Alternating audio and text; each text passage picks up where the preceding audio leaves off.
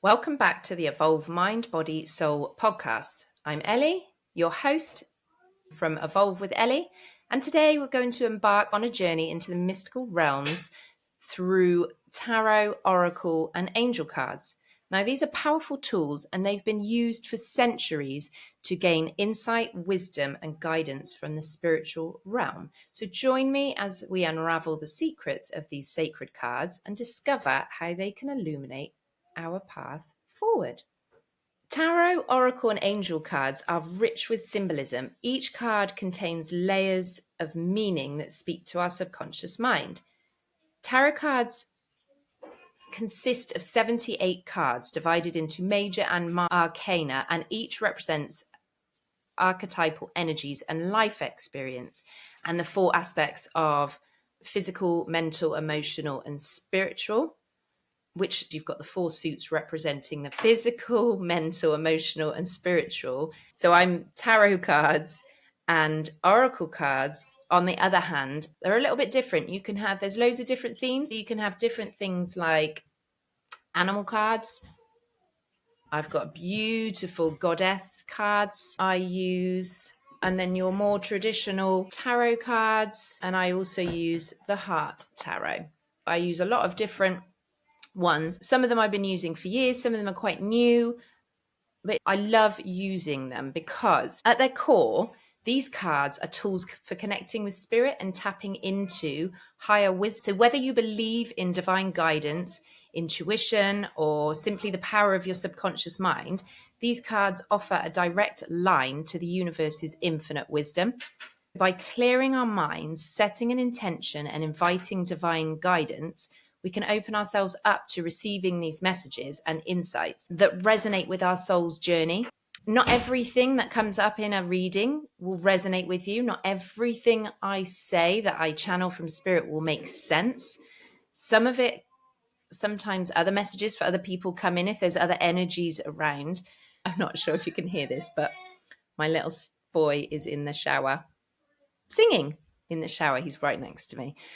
Half-term peoples. And I was determined to make sure I did an episode for you all. So if you can hear him, then he sounds so joyful. In fact, I hope you can, because it just reminds us children are just wonderful for bringing joy back into their life. They just don't care. They sing like nobody's listening. They dance like no one's watching. Anyway, that's probably a whole nother episode. So basically, these cards are a tool to help us tap back into that guidance and divine guidance, because many of us have got quite far away from it and we've forgotten what powerful beings we are. When we're using the cards, when I do a reading, I ask people to just relax and take a breath and then clear their mind and think about an intention. What question would you like answered? What guidance would you like focus? I don't expect people to share that with me. I want them to just think it in their mind as they're shuffling the cards or as I'm shuffling them for them. And then I use the cards to interpret the messages. And like I said, not everything will resonate. I have had some people who have, in the middle of readings, burst into tears because it resonated so much. They're like, oh my gosh, I can't believe you just said that. Like, that is exactly what's going on in my life right now. And then we're able to, guidance will come up. We have all the answers inside us, but fear, anxiety, worry, all these emotions suppress our ability to get in touch with ourselves and to go, oh yeah, that's what I want. And often we're so stuck in our heads that we've stopped listening to what's in our heart.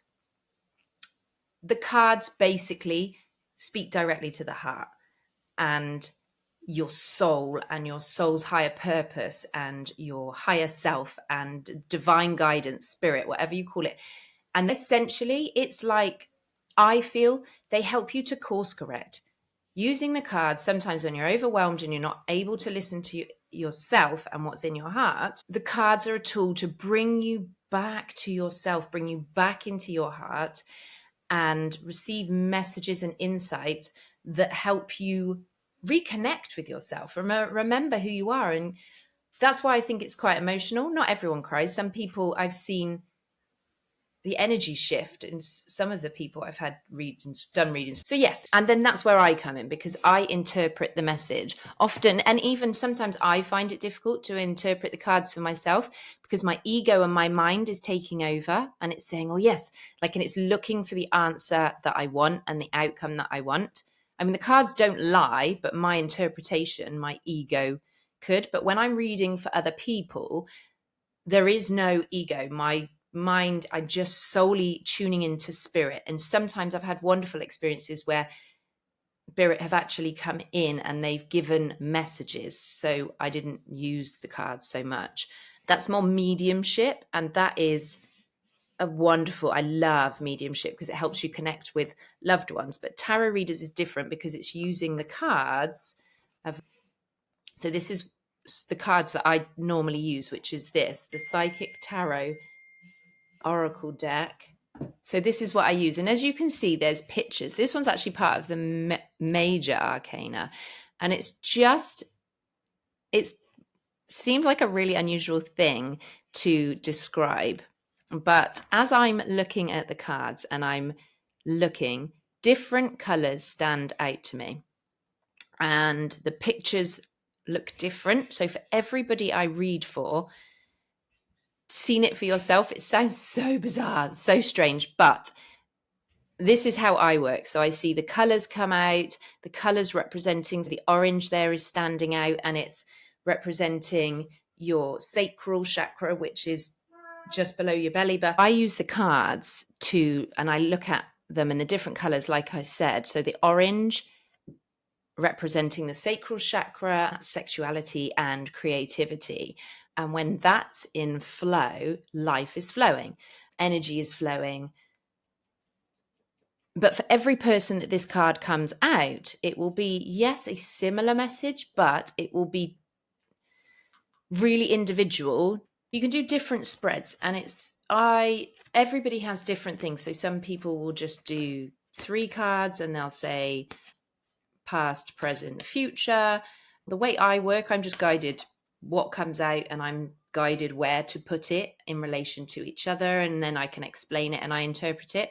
So my spreads are just like weird and wacky and wonderful and all over the place. Some people like very set ones. They can do Celtic cross or 3-card spread, or I've had readings before where there's about 5 cards and then they add to that each pile.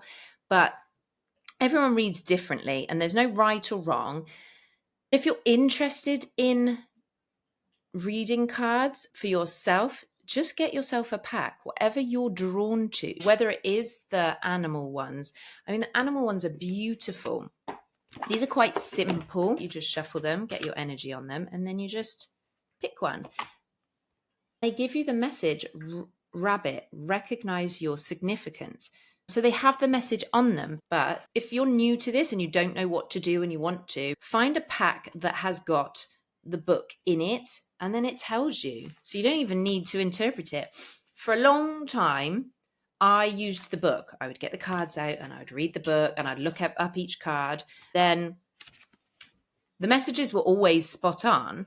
I've got a very wonderful aunt who guides me, and I gave her a reading and I went to get the book out and she went, no, without the book. I was like, oh my gosh, without the book.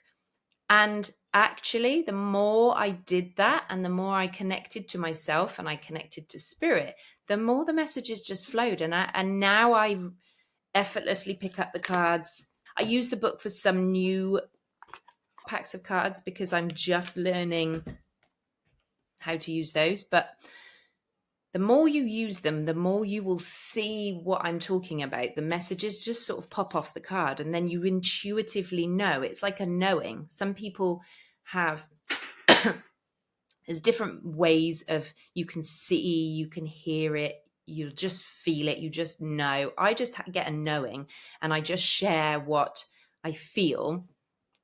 So if you're interested in them, just start with a pack and use the book at first, or and then test yourself.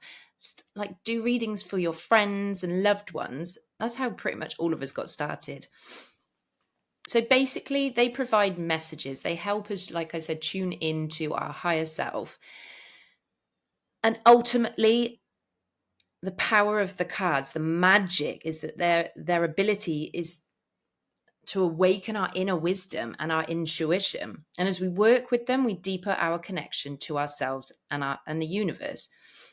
So I use these to help me navigate life. I know what I'm choosing to do. And sometimes I feel uncertain or unsure, fear, one of those lower vibrations. And so I use the cards just to help tune in. Oh, there's some wonderful cards that I didn't show you. These are, and I have mentioned them before, angel cards.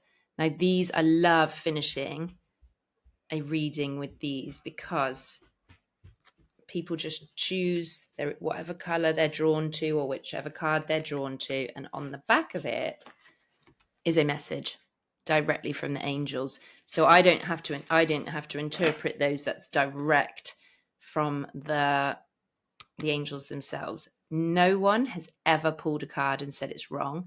Even the most skeptic people have said, oh, go on, then I'll pull one. Yeah, whatever, don't believe in it. And then read it and gone, oh my gosh, that is so relevant for me right now. Yeah, weirdly relevant. And then obviously I have people like me who love these cards, and we pull them out and we're like, oh, yes. The messages are really individual and they're just beautiful. But yes, I have had one person who's pulled one and I could sense and feel that they didn't like what it said. So they were like, oh no, that one's not right, and picked another one. But these are never wrong. They're from the angels. They're your message from spirit and angels to say, hey, we're with you. And this is, and sometimes we don't like to hear where we're at. Sometimes, but that's okay. So in conclusion, tarot, oracle, and angel cards help us to remember the power and to connect with spirit and receive guidance. And that power lies within you. It lies within all of us. We just need to tune into it. And whether you're drawn to the ancient wisdom of tarot or the mystical insights of oracle cards or the angelic guidance of angel cards, just trust in the messages you receive and allow them to light your way forward.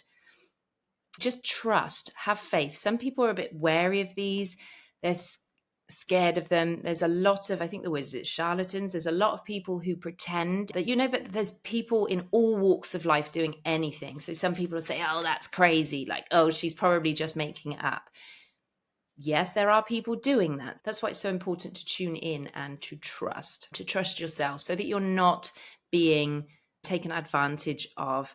That's why I don't like people to ask me a question or tell me anything until after the reading. I'll do the reading and then great, we can have a chat. But if we have a chat before, then my ego's influenced by things possibly that you've told me. Whereas if I don't know anything about you and I've never had a conversation with you, then you know that everything that I'm telling you, if it's resonating with you, it's divinely guided. It's not coming from me making stuff up. So if you're looking to have a reading, by all means, book in with me. I would love that. If you are booking with other people, use your intuition, trust your gut. Do I feel like they are genuine? Do they have a genuine connection? Thanks so much for joining me on this mystical journey today. And if you enjoyed this episode, be sure to subscribe, rate and review the podcast. And remember, the universe is always speaking to us. Are you listening?